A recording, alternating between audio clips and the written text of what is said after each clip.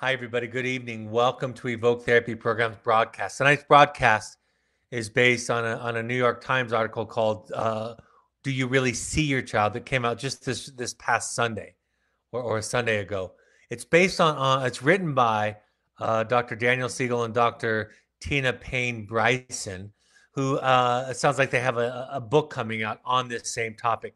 Now, I have to admit, this was sent to me, and I feel a little bit like I'm cheating because these topics, this point of tonight, is really something I talk about virtually every time we get together for these broadcasts. But I think what's nice, anytime you can have two sources to validate the same kind of thing, I think it can be really helpful. So I'm going to talk about it, and I am going to add something to what they wrote about, because I think there's something um, in their article and in their work that's missing, that's even more foundational than what they're describing. So with that, let's get started. The first idea is that they ask the reader to consider what your child might say some years from now, how they might describe you if you were sitting down to have a coffee with them some years from now. What would they say?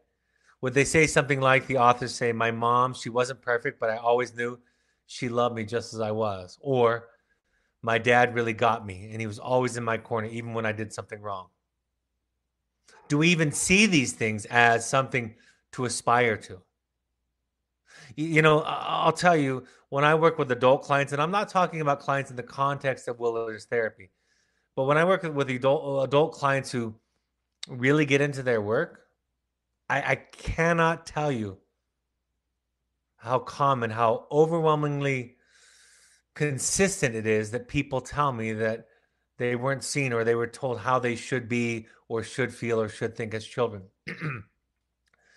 And so this universal, almost ubiquitous experience that children have of not being seen is everywhere. It's just everywhere. It's so common. So we're going to talk about that tonight. Now, I do think for a lot of people, there are a lot of quotes that we see on social media and in the media that talk about the idea of seeing people and holding space for them. And tonight, again, I want to go a little bit deeper and talk about what's the foundation of that ability or that skill. What's the barrier to that ability or skill beneath the behavior? Because, like a lot of prescriptive parent education, I think it's important to go beyond telling you what to do. The same exact way that I would describe going beyond what your children should do, how they should behave. Go past the behavior and beneath it. The authors say, or would she end up, that is your daughter, talking about how her parents always wanted her to be something she wasn't, or didn't take the time to really understand her, or wanted her to act in ways that weren't authentic in order to play a particular role in the family or come across a certain way. Now, when you read this quote, I think the vast majority of us would say, that's not the message I'm sending to my child.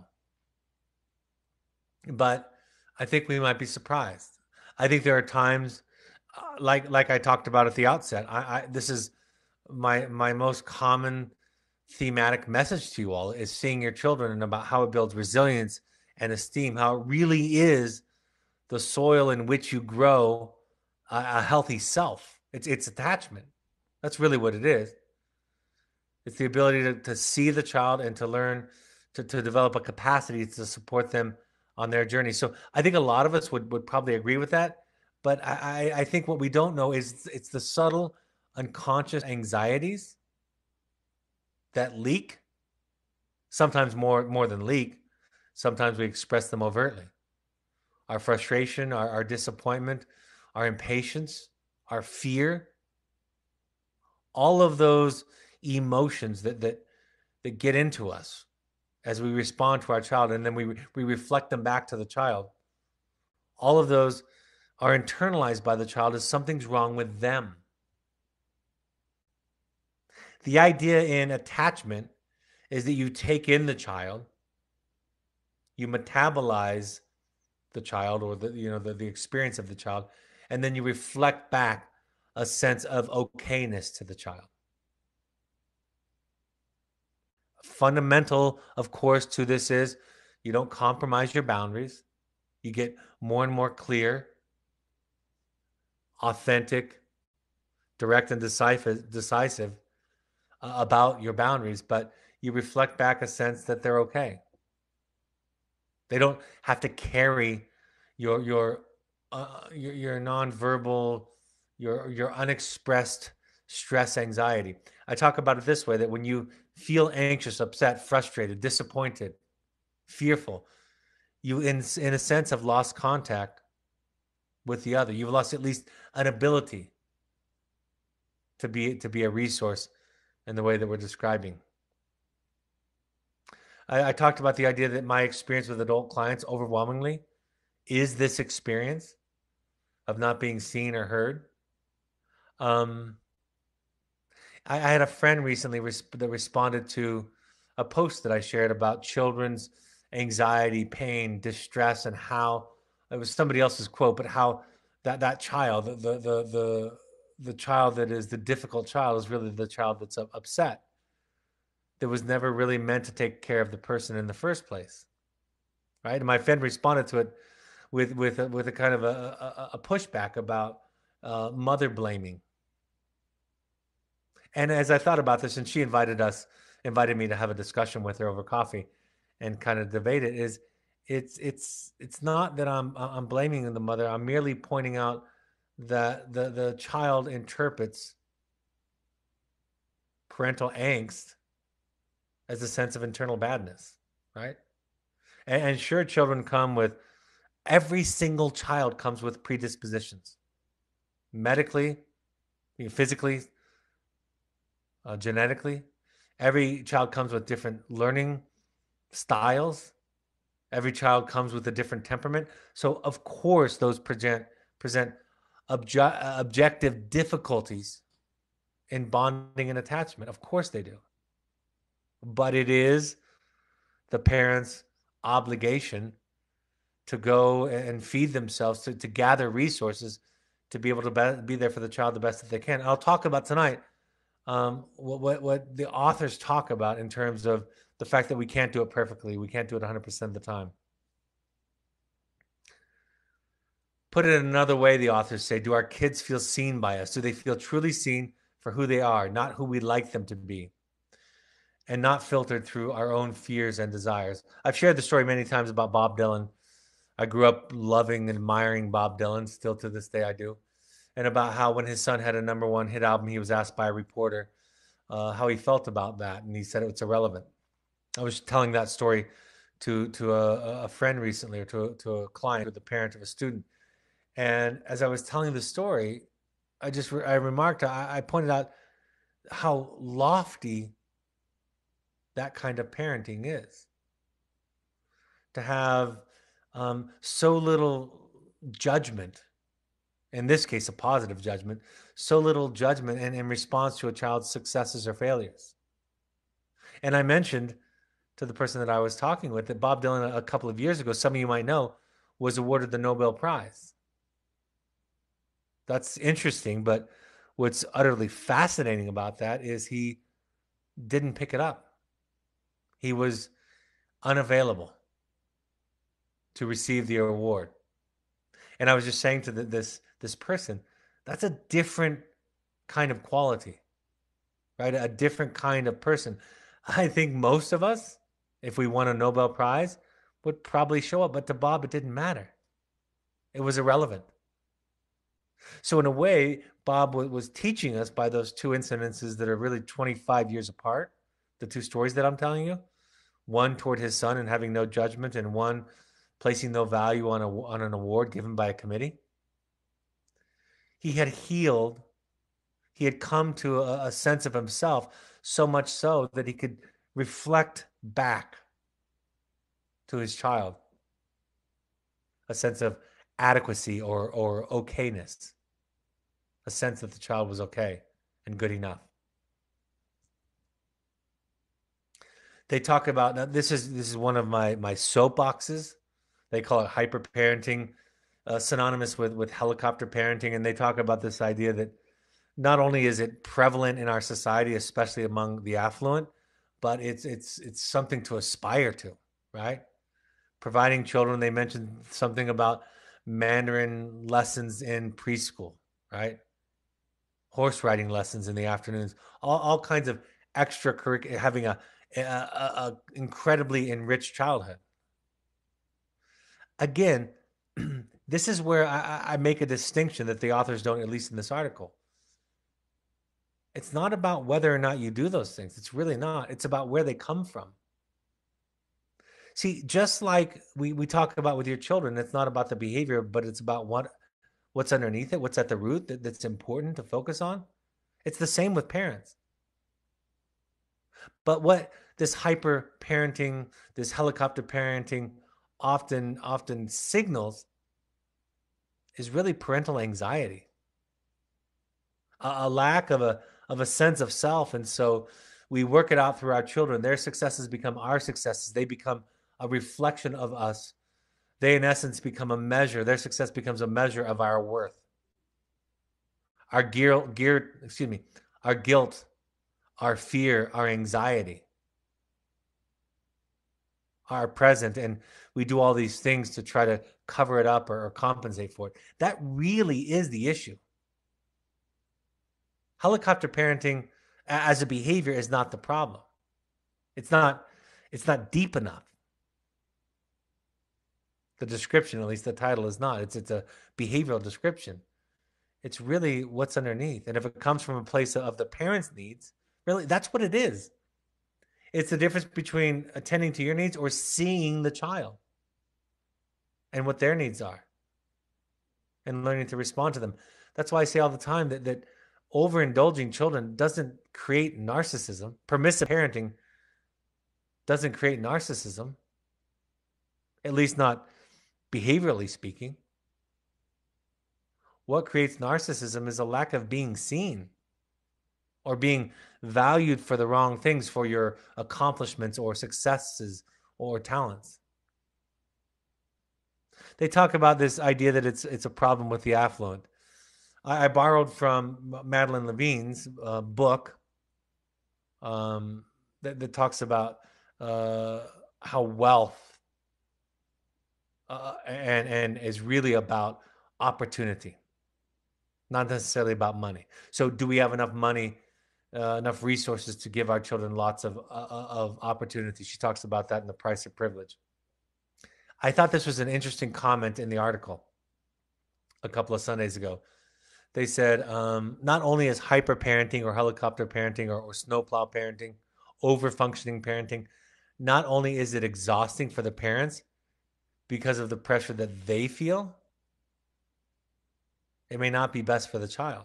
And I picked that sentence apart and I've highlighted it on the screen for those of you watching. And I'm thinking the pressure they feel, the pressure they feel gets transferred directly to the child. And think about how much more capable you are, how much more resilient and resourceful you are as an adult than your children. So if it's pressure for you, that gets transferred unconsciously to the child. I will say this as clearly as I can. Children will be inclined, will feel the pull at least, the need, the ask to take care of the parent at the cost of their authentic self. That's the risk. That's the danger. It's a survival instinct in the child. If I become too much of a burden, I'm going to be left. And human babies are not very resilient. Human babies, more than virtually most any species on the planet, need to stay with their parents longer to survive. So if you become a pain to your parents, you risk death. So it's a survival instinct to take care of, to not be too much of a problem. I've been reading the book East of Eden when I can, in between all of the reading I do for work recently, and they talk about this idea about how we seek out this need to take care of our parents. Two of the main characters that were abandoned by their mother as young children, when they discover that their mother might be alive, ask each other the question, do you think she didn't like us? Do you think we were too hard? Do you think we were a burden? It is the child's wiring to believe that the mother and father's smile and frown is an indication of their badness or goodness. That is why it is incumbent on us to take care of ourselves. And you showing up here tonight is one way to do that. And of course, it may not be best for the child. It runs counter to all we know about child development and psychology. By the way, I can't tell you how often I hear from renowned psychologists and therapists and programs all over the world. I was just consulting with a family recently where they had a child on another continent. And the letter that they were encouraged to write to their young adult child was absolutely abusive. There was virtually nothing in it that was appropriate from a developmentally informed perspective. So what does it mean? They talk about this idea, the authors, of showing up. That's really what your children need, is for you to show up. And they start that off by describing it as to bring your whole being to the child. Now, I can't think of a taller order than bringing your whole being to the child. First of all, you have to have a whole being, or somewhat, something closely approximating a whole being. That's our life's work, isn't it? That's virtually what we're working on for the rest of our life, is to discover who we are, to show up as we are. So you're obviously going to fail at that or fall short of perfection, but that becomes the project, right? That becomes your focus. And the wonderful thing about that becoming your focus is that if that becomes your focus and your angst is directed at self and developing a more integrated whole sense of yourself, then your child doesn't have to be the identified patient, right? How nice is it that you now, along with them, are an identified patient? You can't do it all the time. Nobody can do it perfectly, nowhere close. So what are you supposed to do? And what they say is make repairs, right? Make repairs when you fail. Maybe the simplest, earliest skill that I try to teach parents is say you're sorry. It doesn't matter if you're only 2% of the problem. Apologize for that. Besides, your 2% weighs disproportionately upon the shoulders of your child, meaning that you occupy a different space, and they're numbskulls, right? They're half brain, not fully formulated brain numbskulls. That's who they are, with learning differences and diagnoses and temperament that gets in the way. That's their deal. But you and me, we're imperfect also. So we learn to apologize. And we learn that our apologies aren't for our boundaries, they're for our leakage. They're for our mistakes. And we're not apologizing for their issues. We're not apologizing in the context of cause and effect. What I'm going to say to my friend and colleague when we have this sit down over coffee about blaming mothers is I'm going to say it's not about blaming the mother for the child's behavior. It's about holding the mother becoming accountable, or father, for her response to the child's behavior. And there's no right or wrong. And by the way, when you have a child with learning differences, when you have a child with difficult temperament, when you have a child with mental health and addiction, when you have children with those, you're going to be stressed and taxed. That's a fact. So if you get overwhelmed and leak onto your child and they internalize it as something's wrong with them, what are you going to do about that? You're going to apologize, and then you're going to go back to work, right? They talk about showing up, bringing your whole self, meaning being present with your children and seeing them. All of this is kind of symbolic language of a healthy attachment. is the best predictor of how a child turns out. Now, I put a link on the screen for those of you that are watching. Um, for those of you that aren't watching, you can simply Google my name, Brad Reedy, and Jeff Larson, and Family Mediator. Because 20 years ago, we talked about this idea that the most powerful mitigating factor in families against trauma is having and identifying the child, identifying that one person saw them. Guys, let me say this as emphatically as it deserves to be said. We don't know anything. And by the way, Daniel Siegel is an MD. He studies brain science. He's not a therapist. So you want the hard data, it's there. He talks about in all of his books hard science. He talks about attachment and how it affects the brain of the parent and the child. But let me say this, we don't know anything more impactful on the healthy development of a child than a parent's ability to respond to that child with healthy attachment responses: calmness, curiosity, patience, compassion, non-judgment, love. We don't know anything.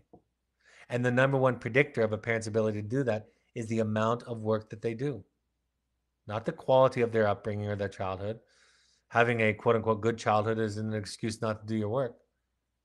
It is to unravel and uncover the unique history of your childhood that makes you capable. It's the number one predictor that makes you capable of providing this kind of show up experience that the authors are talking about. They describe the 4 S's of showing up: being safe, where children feel protected and sheltered from harm; being seen, where the children know that you care about them and you pay attention to them as they really are, not as you want them to be or as they should be, but as they are; being soothed, where you know you'll be there for them. They'll know that you'll be there for them when they're hurting; and finally, secure, which develops from the other above S's. So they trust you to predictably help them feel at home in the world, right? This is all secure attachment stuff. This is all attachment stuff. And they identify that the safe, many parents, most parents can do that for their children. Soothe, many parents can do that also. But the seen is often the missing equation. And I agree. That's why it's our practice, it's our experience, it's our education that teaches parents to listen to children. And when parents often, not always, not even a majority of the time, but often it comes up where they'll say, I do listen to my child. And after a few weeks of deeper study, they come to realize that they haven't really listened anywhere near as well as they thought they had. You know, there are the cliches about the dad that wants the kid to kick a soccer ball into a net, or the mom that wants the kid to get straight A's, right? The parents that want the daughter to be a professional dancer or play the piano like a master. There are all those kinds of cliche examples. I remember I had a father 20 some years ago sitting in a session with his son, kind of contradicting his son's idea that the dad wasn't really there for him, saying, I was always at your sporting events. I always wanted to play catch. I was your coach in Little League. And the boy calmly said, patiently said to his father, I didn't really like sports. I liked art. But you couldn't really see that.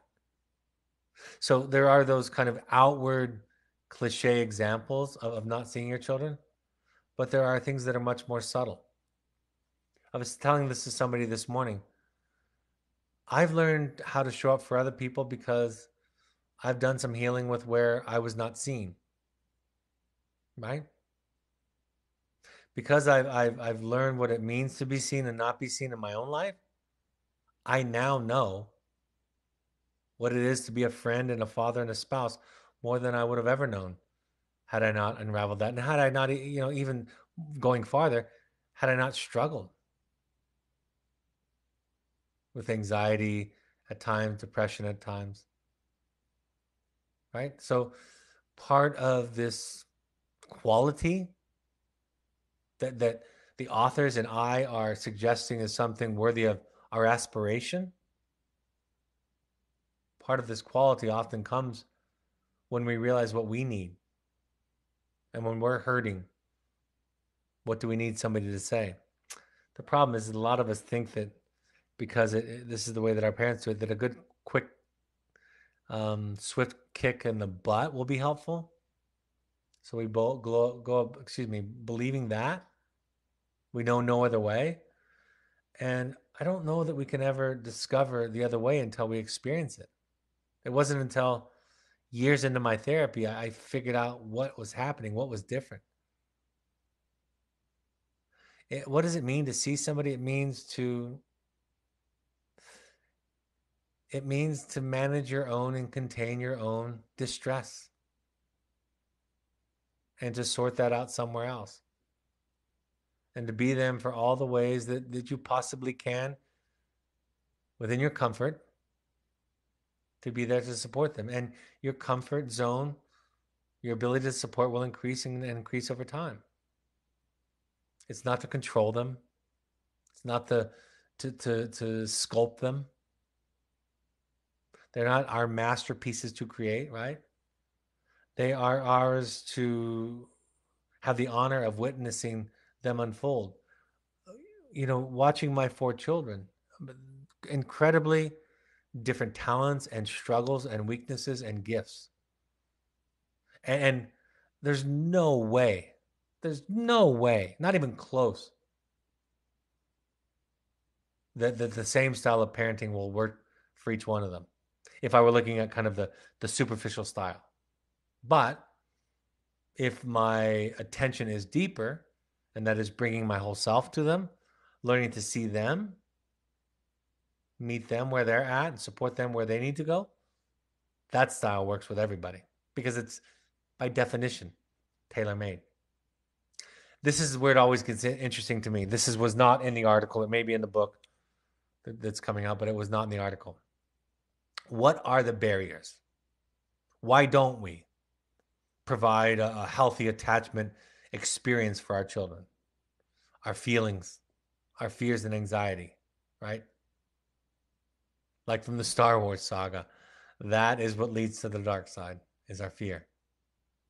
Our lenses, the shoulds and shouldn'ts that we've interjected, that we've adopted, that we've been passed down, that have been passed down to us from previous generations about the way people should be. I think I said to you recently that I have a client that every once in a while, right before she tells me this big, powerful truth, she'll say to me almost always, I know I shouldn't say this. And every time she says that, I get really excited because I think something honest is coming. Something important and valuable is coming. Our hopes and ideas, right? What we expect. And part of the job of the symptom, the diagnosis that our children are struggling with, part of its job, its duty, is to tear down our hopes and expectations about things, because that's a too heavy of a saddle to be saddled with for a child. The authors say in the article, even in our most well-meaning moments, we can fall into the trap of hoping our kids will be something other than who they really are. I think it's an interesting statement, but I don't agree with well-meaning moments in one way. The intention is to manage our anxiety. You see, that's the deepest message. People say, well, they had good intentions. They were well-meaning. No. They were just trying to take care of their own anxiety and fears. That's the meaning. That's the intention. So when we do this work and we strip down a few layers, we get rid of this idea, this ego idea of being a good parent. We really do. We get rid of this ego idea of being a good person. We just say, sometimes I get scared, and when I get scared, I can reduce myself to a controlling, manipulative. Of course, I'm going to frame it under the guise, the umbrella of love, which makes it much more insidious, right? The insidiousness, even of this quote, is the phrase well-meaning.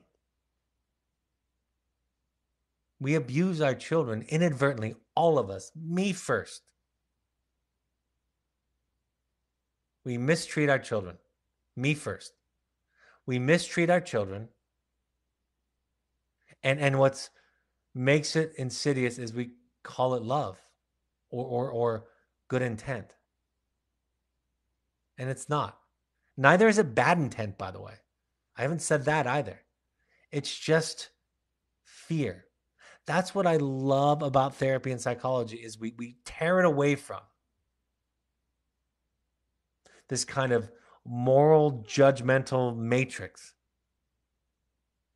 and we just look at it for what it is. It's fear, it's pain, it's grief, it's powerlessness, it's sadness. That's what it is. And like Kihil Gibran says in his fantastic poem on good and evil, I can't. He says, "Of the goodness in you I can speak, but not of the evil. For what is evil but that which is tortured by its own thirst? Because when evil is starving, it will go into dark caves and drink of poisoned waters." Something along that line. That's the difference. That's the wonderful thing about mental health is we take out the judgments, but the fear of taking out the judgments is that's the only way we knew. That's how we were told to stay within the lines, right? And then, and there's some people on this podcast tonight. I'm looking at the names. I know some of you. Some of you just stumble into this program of Evoke, our parent support groups, our intensives, our parent workshops, the podcasts, the books that we talk about, and you start to tear down the walls. You start to tear down the things that were built that you were told would keep you safe and make you happy. And it's terrifying and uncomfortable and painful. But on the other side of that reconstruction is a self, the most beautiful, most delicate, most resilient thing on the planet, a self. So, yes, sometimes it's sports and grades and gender norms.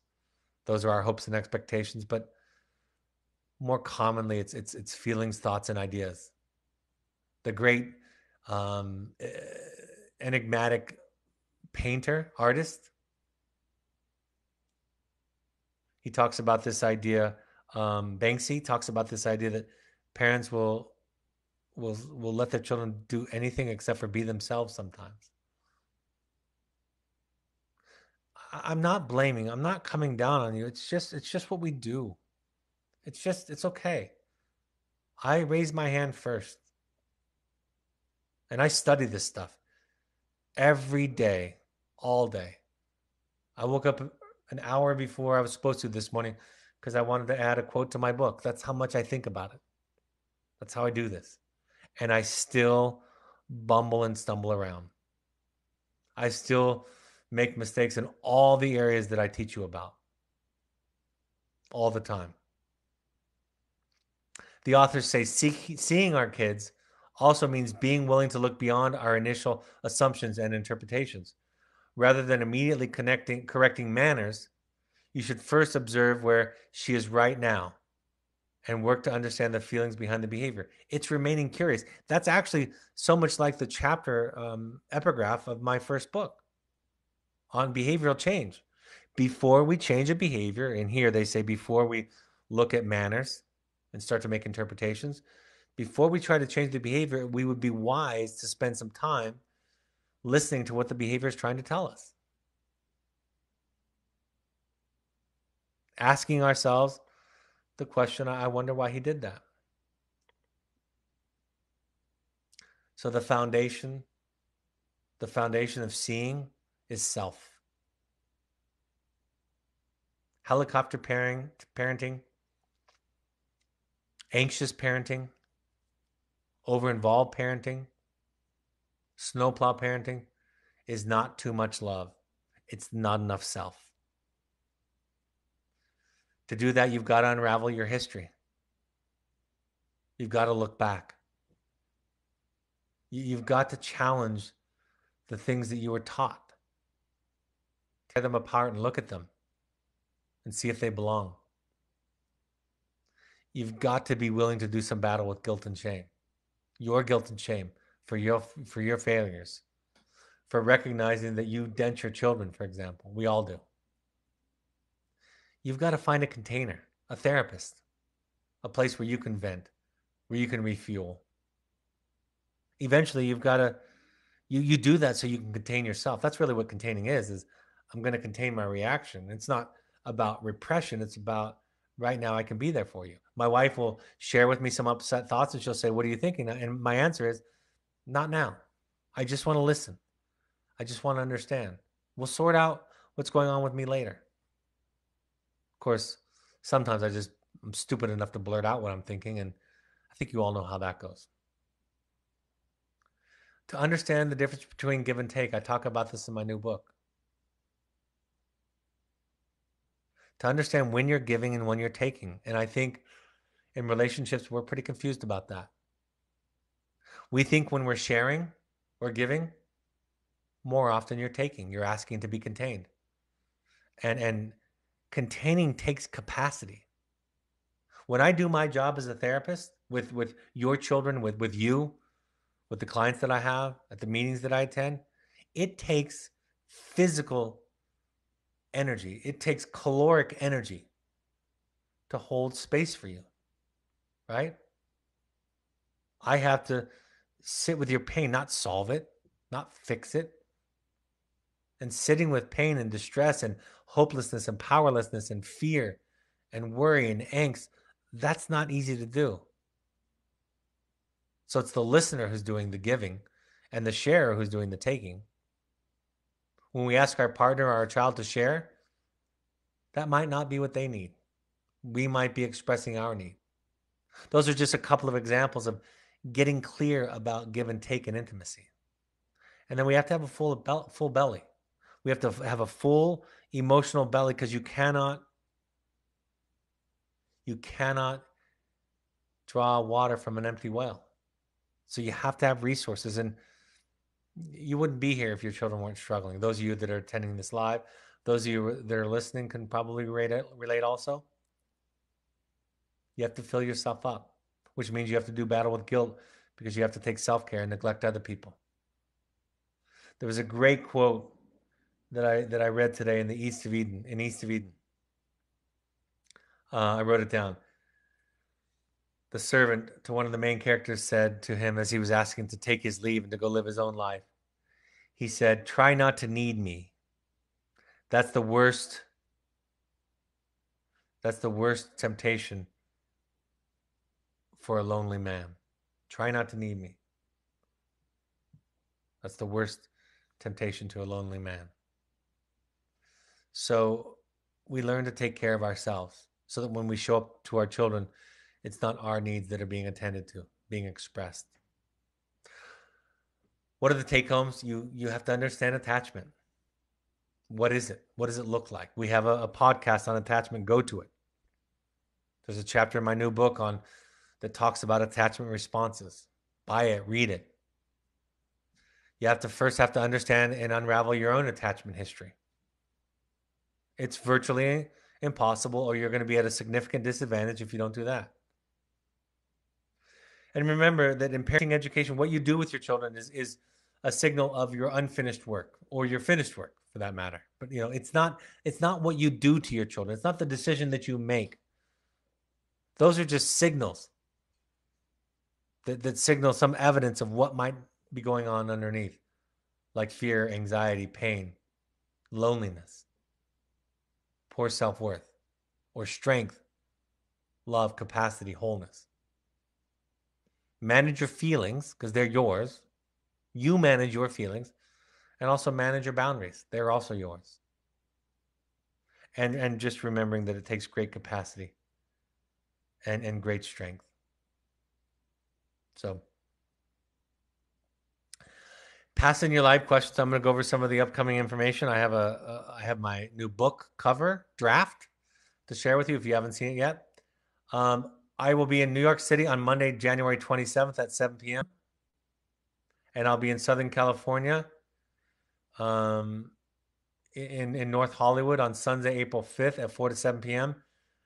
To get in and stay on the list for parent support groups invites to RSVP, to ask for more information, email Kaysha, Kaysha, at evoketherapy.com. If you are a current parent, we ask all current parents to come to one workshop. The next one is January 25th in Southern Utah. Following that is February 15th. Again, RSVP to Kaysha at evoketherapy.com for more information or to confirm your reservation. Kaysha, Kaysha at evoketherapy.com. If you want to do a deeper dive, again, based on everything I've said tonight, you want to equip yourself to be able to do this, come to Finding You. They're filling up fast. The next Finding You is February 19th. I'm also going to be in England in May. That will fill up in advance. And then we're going to have Finding You 2. We're probably going to have to add a couple of dates because these are filling up swiftly also. April 16th and July 15th, if you've been to a Finding You. Go to our website, email us at intensives@evoketherapy.com for questions, or call our admission staffs. Pursuits trips are trips all around the world. Think sober fun or therapy light. We ask all current parents to go to 6 12-step support groups, any combination of Al-Anon, CODA, or Families Anonymous. Also, adultchildren.org is great if you had a childhood that was difficult. Alateen is for teens. Refuge Recovery is for people who might not want such a emphasis on a higher power. It's Buddhist inspired. And then the National Alliance on Mental Illness, NAMI.org, is a place to go get free resources and classes in your area. All of these broadcasts are available on the podcast app, on your iPhone or iOS device using the podcast app, on an Android device using the SoundCloud app, or on your computer, go to soundcloud.com. On Twitter and Instagram, find Evoke Therapy using the handle @EvokeTherapy. Or if you want to find our intensives page on Instagram, use Evoke Therapy Intensives as the handle. On Facebook, you can find us by searching Evoke Therapy Programs or the Alumni Foundation. You can search on Facebook by searching Evoke Therapy Foundation. Also, our blog has new content each week. You can find my first book, The Journey of the Heroic Parent, and coming soon, you can find my upcoming book, The Audacity to Be You, Learning to Love Your Horrible Rotten Self, which will also be available on Amazon. And you see a draft of the cover right there. We're still going to tweak that a little bit. It'll be out in the next few weeks. You can go to the Amazon Smiles program and use the Parent Alumni Foundation book page there, and the Evoke Family Foundation page there to buy books, and a percentage of the proceeds goes to help people who can't afford treatment. All right. Any comments or questions? I have one comment that's coming so far. It says, "Thank you for sharing your message with compassion and humility. It's easy to put up defenses when if we are afraid we are doing it wrong, but you always remind us not to judge ourselves." I was talking to a parent recently about the mistakes that they made, and you've probably heard me say this, and let's just assume that you're the worst parent in the world. What should we do to you? Should we execute you? At the end of the day, okay, I'm a slob. Now what? I can beat myself up and give up, or I can pick myself up and try again. So I am with you. Another parent says, "I often struggle to find the balance in energy, time, and my capacity to show up or take care of me, find my container, and contain myself." Let me make a comment about that. I think I shared this with you a couple of weeks ago. I had a therapist on my therapist training call ask me where you draw that line between your boundary, right, where you get to the edge of your energy, and your compassion. And she said, "How do you find that line? Where is it?" And I just said to her, "You're right. That's the right question." Just like your comment, it's the right struggle to have. You work on that for the rest of your life. You work on doing what you can do until you can't do it. And then you retreat to your places of support, your resources, your self-care to fill your tank, and then you come back. And you get to decide where the line is. It doesn't make you a good or a bad parent if you have more or less capacity. I want to say this. It doesn't make you a good or a bad parent or a good or a bad spouse or a good or a bad friend, no matter what anybody tells you. It doesn't make you a good or a bad one, depending upon where you draw your line. if your capacity wanes, if you get to the edge of your capacity. All it tells you is that you've reached the edge of your capacity. Do you see the difference? But because we think in good and bad so much, because we think, I struggle with this today, that if to be a good husband, to be a good dad, I need to give more. I give what I give until I can't give. Then I need to get. That's kind of the deal. So yeah, that's the right struggle. That's the life's work. That's our work.